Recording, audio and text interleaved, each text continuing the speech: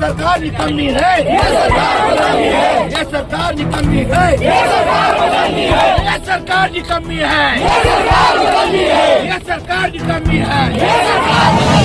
किसानों के गद्दारों को किसानों के गद्दारों को जूते मारो, किसानों के गद्दारों को जूते मारो, किसानों के गद्दारों को जूते मारो, किसानों के गद्दारों को जूते मारो, किसानों के गद्दारों को जूते मारो, किसानों के गद्दारों को जूते मारो। अल्लाह बोल, अल्लाह बोल, अल्लाह बोल, अल्लाह बोल, पीछे से बोल, पीछे से बोल, जोर से बोल, जोर से बोल, जोर से बोल, यूपी पे, यूपी पे, पटना पे, यूपी पे, गोवा पे,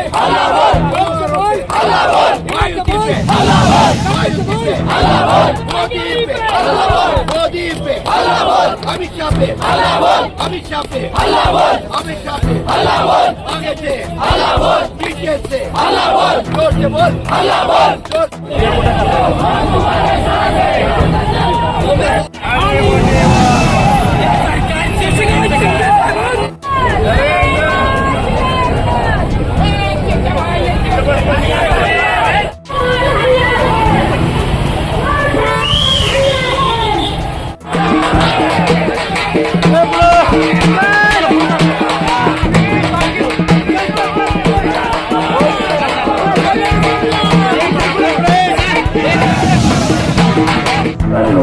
आदरणीय शशिकांतजी शिंदे साहेबांच्या नेतृत्वात आयोजित भव्य हल्लाबोल मोर्चात सामील होऊन लोकशाहीचा हा लढा अधिक बळकट करा।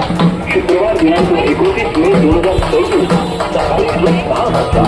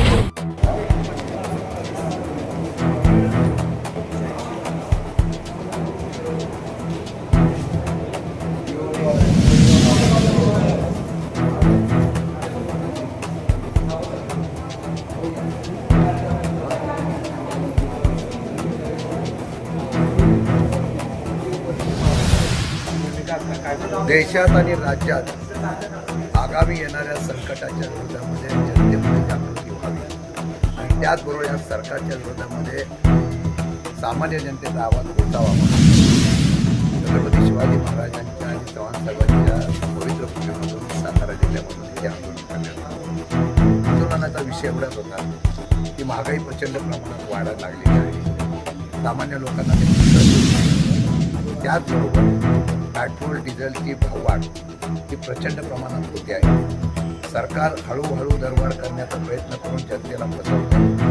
कालही त्या असलेल्या पेट्रोल डिझेलमध्ये जो काही सरचार्ज GST लावला जातो तो कमी केला तर जनतेला या ठिकाणी रिलीफ मिळेल अशा प्रकारची भूमिका सुद्धा आम्ही मांडलेली आहे. मला वाटतं की फक्त जनतेच्या खिशातून पैसे काढायचे आणि देशात आणि राज्यात सत्ता आणण्यासाठी या ठिकाणी बोली करायची असं सध्याचा प्रकार सरकारच्या केंद्र राज्यातून चालू आहे.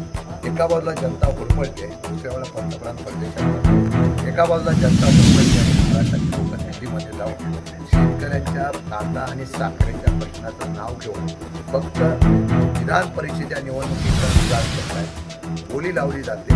नगरसेवकांनी त्या ठिकाणी सदस्यांना खरेदी करण्याचा त्या ठिकाणी विक्रम केला जातोय.